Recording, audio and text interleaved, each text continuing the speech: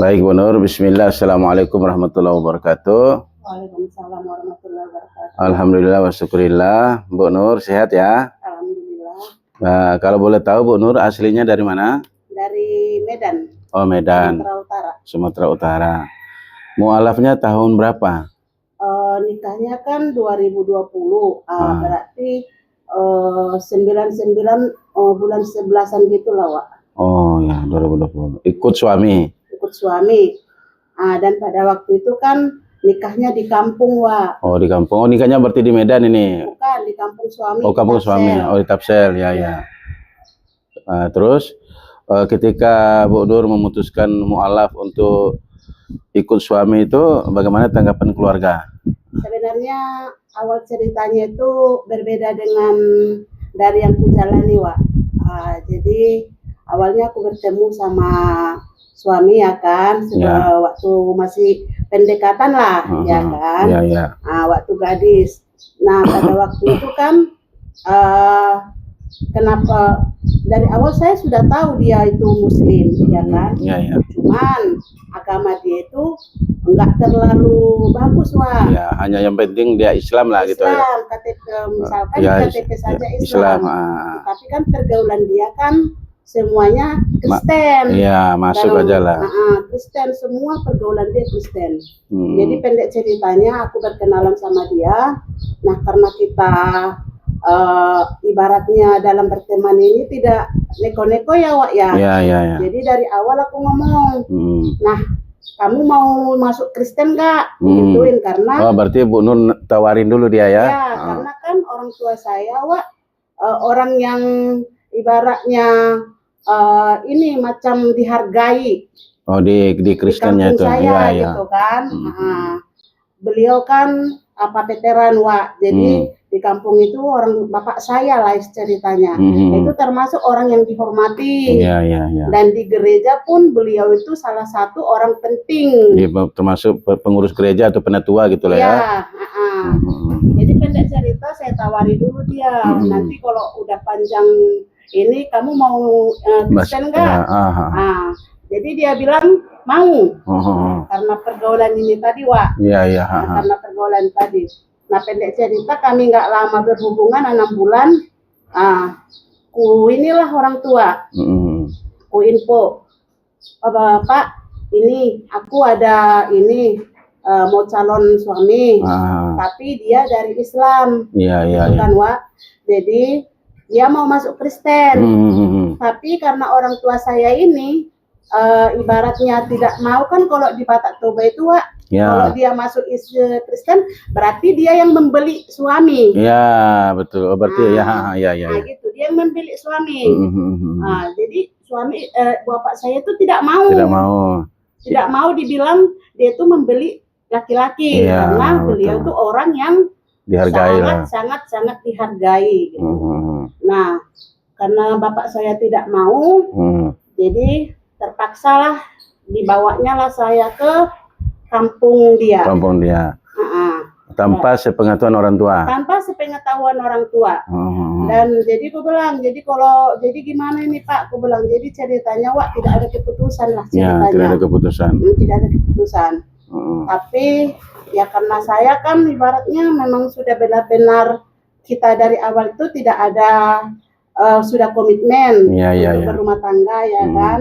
Jadi dia pun dengan nekat membawa ke orang tuanya dan pada waktu itu, Wak, dia belum ada info ke orang tuanya. Kalau saya mau dibawanya gitu. Nah, sebelum dia di Batam ini udah lama, Wak, udah ada berapa tahun tapi tidak pernah ada komunikasi. Dan orang tua sudah menganggap dia, mohon maaf, Wak, mungkin sudah meninggal. Karena pada waktu itu dia pun tidak ada komunikasi sama sekali gitu. Dan pendek cerita, aku dibawalah ke tempat keluarganya. Nah di situ orang tuanya benar-benar shock. Karena ini tadi, Wak, tidak ada pemberitahuan. Tapi karena karena dia tahu orang tuanya tidak mampu, orang tuanya tidak mampu, ya walaupun sedikit ya kami membawa modal kami dari Batam Lawa. Iya. Modal untuk nikah. Tapi pada waktu itu kan biaya kami juga tidak banyak, jadi boleh dibilang Wak, kalau di Batam ini nikah tapi tidak mewah. Iya. Jadi di sana sampai dinikahkan kemarin itu kan di KUA Wak. Iya. Tapi tidak ada ini orang tua. Tidak dihadiri orang tua. Tidak dihadiri Restu orang tua tidak ada juga. Dan pada waktu itu Kak Ua bilang ini sudah izin nggak sama orang tua? Belum izin. Belum. Tapi kalau tidak ada izin kan tidak boleh dinikahkan. Iya, betul. Jadi diambillah orang tua dari sana Wak. Wali saya. Iya, wali. Tetap Marga Gultom. Kebetulan alhamdulillah ada, dan beliau dulu dari Mualaf juga. Iya. Masya Allah. Memang Allah itu ngasih yang terbaik. Ngasih jalannya itu nggak diduga gitu Kak. Iya. Jadi orang tua keluarga kan, kalau gitu nangis cium. Orang tua keluarga kan Wak bilang kayak gini, jadi gimana ini main kan walaupun keluargamu tidak suka, tetap kita harus minta izin, gitu kan Wak? Iya. Jadi pendek ceritanya, setelah selesai nikah 3 hari di kampung, sudah beres semua, dan pada waktu itu pun nama saya diganti Wak. Ya, langsung diganti. Dari sana itu mintanya diganti karena Walini tadi Wak. Iya. Karena Walini tadi, jadi digantilah nama saya, dan ini apa namanya Wak? Tanggal lahir saya jadi bukan kampung saya lagi Wak. Udah dari sana, karena kan anggapan orang tua saya udah di sana gitu Wak. Setelah selesai nikah, kami balik ke Medan ini Wak. Iya, balik ke sana. Tetap balik ke Medan, bawa orang tua dari kampung. Terus kalau orang Batak bilang menurut Nuruk itu Wak, yang bawa makanan. Iya. Kayak gitu kan Wak.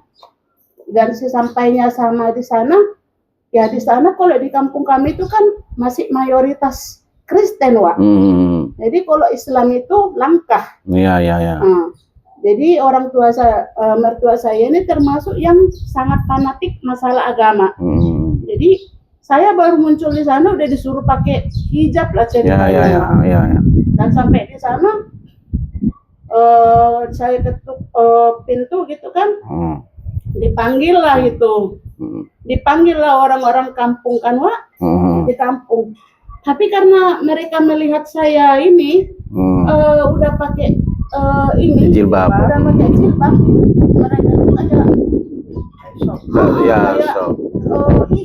cicik segala macam. Tapi kan namanya orang tua kan, di situ kan bapak saya udah nggak ada Wak. Iya. Alhamdulillah bapak saya udah nggak ada, tinggal mama saya. Tapi kan namanya orang tua kan Wak. Iya. Enggak mungkin dia walaupun ibaratnya tidak suka. Iya. Tapi tetap membuka pintu. Iya. Untuk kami pada waktu itu. Jadi tapi dipanggillah orang-orang kampung sana. Mereka satu pun kayak mengejek gitu loh. Iya betul. Biasa. Mengejek gitu, tidak menerima lah gitu. Dan seluruh keluarga aku pun pada waktu itu memang tidak terima.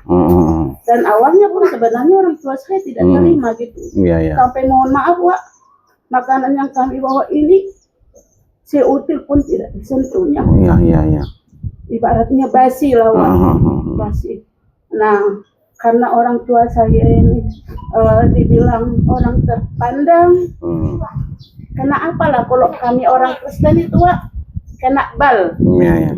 Dihukum selama 6 bulan di gereja, tak boleh aktif, dan kalau kami orang Batak bilang sarikat, kalau kita dibilang kumpulan majelis begitu. Iya, itu didenda lah kayak gitu.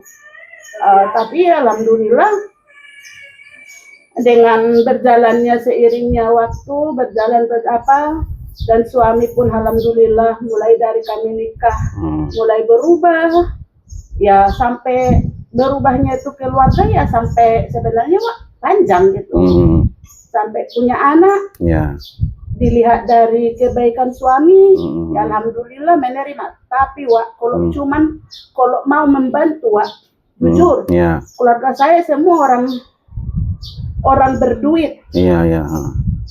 Abang-abang saya semua orang-orang donasi, Wak. Iya, betul. Orang-orang donasi.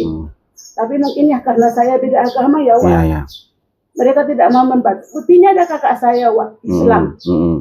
Kami dulu 2 orang Jawa. Dia nikah sama orang Jawa.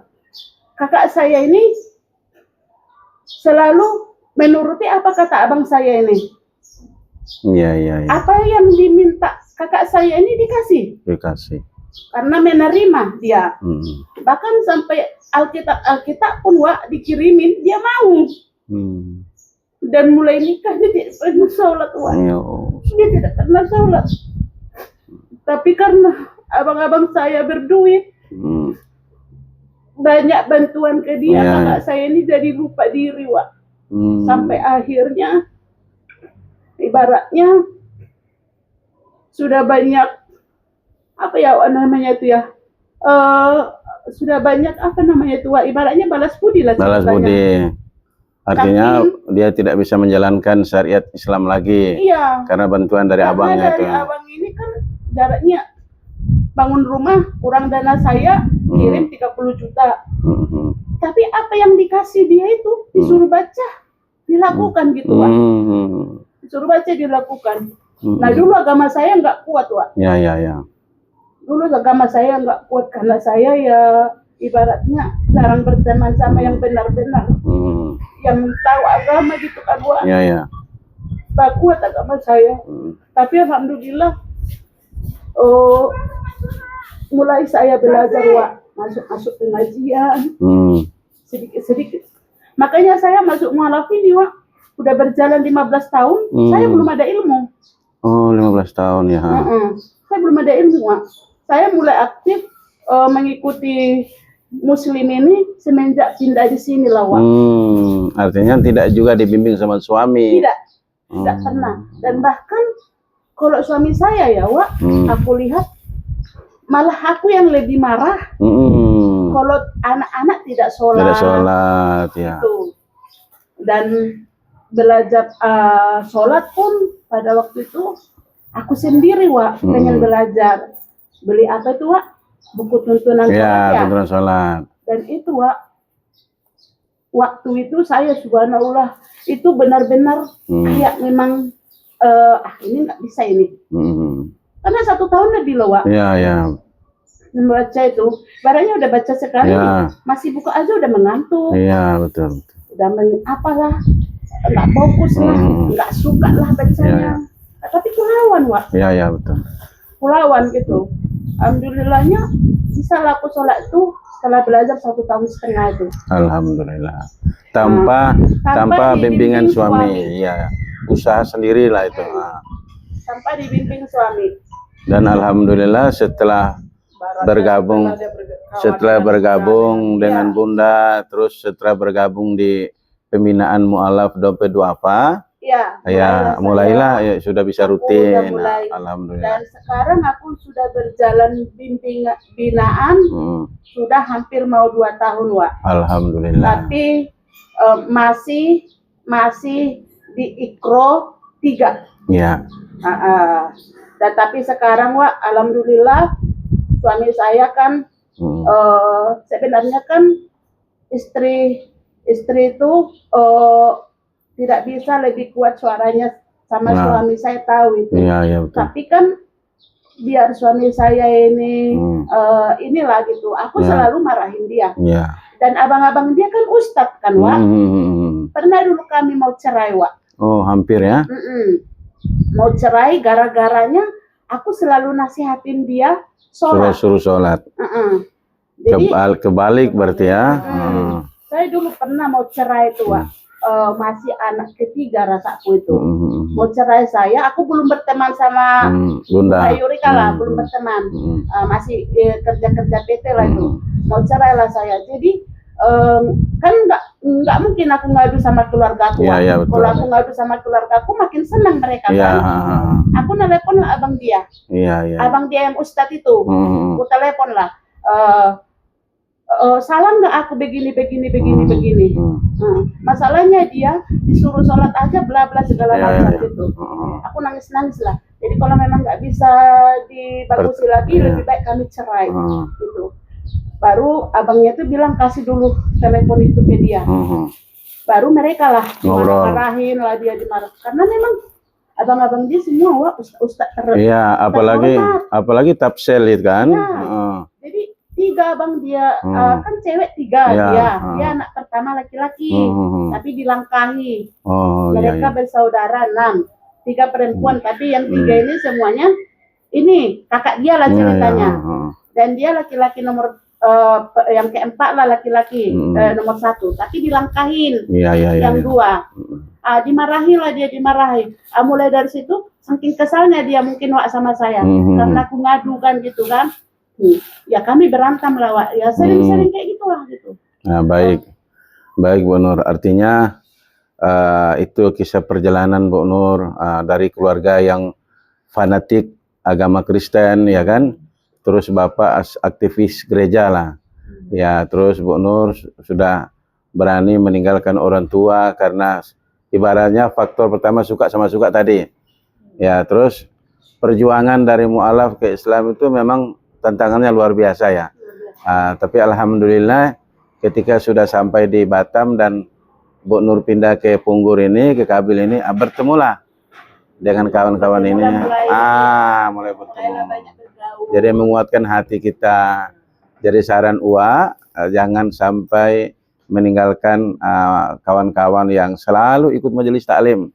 Karena itu salah satu penguatan bagi kita. Nah kemudian Bu Nur sekarang ya bersyukur juga sudah bergabung menjadi mu'alaf binaan kita di Dompet Duafa, sehingga di Dompet Duafa itu akan diperhatikan para mu'alaf itu, nggak dilepas begitu saja. Nanti kan kita ada berapa bulan sekali itu nanti kita adakan pertemuan gabungan. Dari lihat ya gimana mu'alaf yang di sini, pembinaannya bagaimana, kendalanya apa gitu. Mu'alaf ini sudah bisa, berarti mungkin yang sudah paham itu ngajarin, mu'alaf yang masih terbata-bata, ustadz da'inya aja langsung. Seperti itu. Nah, harapan Bu Nur ke depan. Harapan saya masalah mu'alaf ini Pak. Ya ke depannya sih kalau bisa aku maksudnya ingin sekali Wak sampai bisa membaca Al-Quran. Alhamdulillah. Aku belum cerita Wak, kakak saya yang Islam itu karena dia balas budinya itu akhirnya dia balik Kristen. Balik Kristen lagi. Ya. Karena dia sudah termakan budi. Ya, bantuan. Sama abangku ini. Apapun yang diberinya, apapun yang dimintanya dikasih. Alhamdulillah. Dan saya pernah di posisi susah Wak. Saya dulu pertama kali bangun rumah kan di Punggur ini. Saya kurang modal Wak, karena pada waktu itu saya digusur. Tapi jadi itulah motivasi kami sama suami. Kami digusur, udah bangun, tapi kan pas diggusurnya itu Wak, anak baru lahir yang nomor 2 si Putri. Jadi kan jendela belum ada belum ada jendela, masih kosong, masih banyak nyamuk. Aku minta tolong lah sama abangku ini. Bang, boleh minta tolong nggak? Minjam. Kan minjam. Pinjamlah daripada sama orang. Pinjam 5 juta. Kami udah masang kosen, tapi belum siap. Ini apamu? Kalau orang Batak kan bere. Ya, bere. Ini baru lahir, baru 2 minggu, kasihan banyak nyamuk. Apa kata Jawa? Aduh, ini baru lagi bayar kuliah, bilangkan anaknya 3. Baru 2 hari, sekian banyak. Tapi saya nggak marah Wak. Suami bilang, ya udah mah, mulai dari sekarang saya berjanji atas nama Allah tidak akan mengemis pada keluargamu. Dan akan mencari rezeki untuk anakku dari hasil keringatku. Amin. Alhamdulillah. Katanya, doakan mah rezekiku lancar. Aku pada saat itu sebenarnya sakit Wak, tapi di sisi lain aku berpikir mungkin ini jalan Allah sama saya supaya aku tidak terbalas budi sama dia gitu. Ya baik Bu Nur, terakhir Berarti Bu Nur senang ya bergabung di Dompet Duafa ya. Alhamdulillah. Alhamdulillah. Ada sedikit ucapan terima kasih dari Bu Nur ke Dompet Duafa. Ya, terima kasihnya gini, Wak. Terima kasih sudah banyak berbagi. Ya. Semoga apa yang kami terima Allah limpahkan berlipat-lipat ganda. Amin. Duafa. Amin ya. Artinya tetap di Dompet Duafa bersama teman-teman yang lain, dibimbing oleh para dai yang profesional. Ya, nanti kalau ada apa-apa kabari Uwa, kabari Bunda. Ya, terima kasih banyak Bu Nur atas waktunya di pagi hari ini. Mudah-mudahan kisah perjalanan mu'alaf dari Bu Nur ini bisa menginspirasi bagi mu'alaf-mu'alaf yang lain agar tetap istiqomah apapun cobaan dan tantangan, tetap kita istiqomah di jalan Allah Subhanahu wa taala. Karena hidup ini nanti pada akhirnya kita meninggal, dan setelah kita meninggal hanya ada dua pilihan. Kalau enggak kita masuk surga, kita masuk neraka. Maka ketika orang yang ingin masuk surga, maka tetap istiqomah di jalan Allah. Apapun kekurangan ilmu tetap kita belajar. Yang kita tahu kita laksanakan, yang belum kita tahu kita tanya kepada orang yang lebih tahu. Itu saja Bu Nur, terima kasih. Assalamualaikum warahmatullahi wabarakatuh.